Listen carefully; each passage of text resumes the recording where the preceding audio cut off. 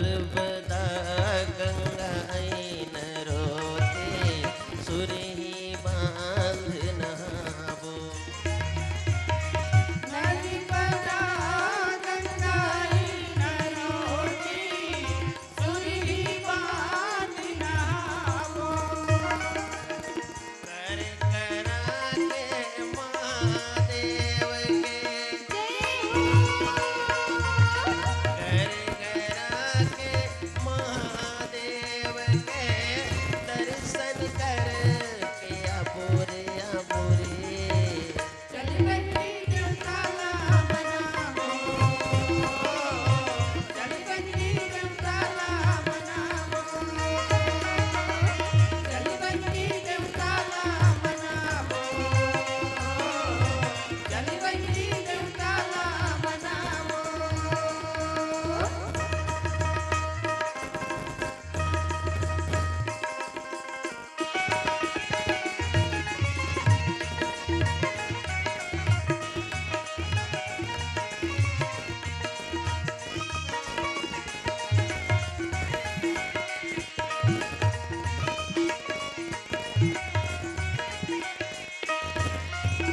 माघ महीना नर्मदा के मेला कुंड मडुबकी लगावो।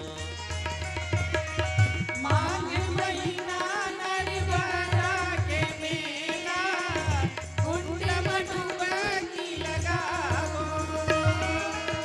महाशिवरात्रि शिव को केड़ी के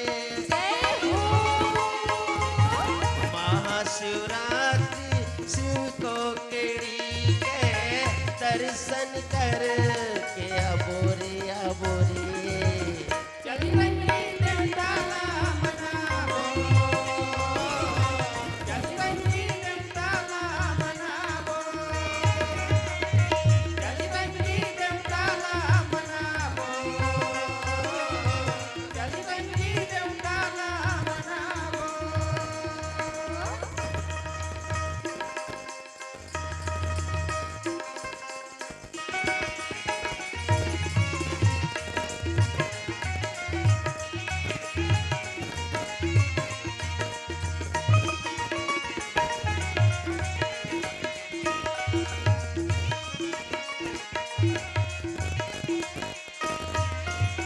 ये तन के कुछ नहीं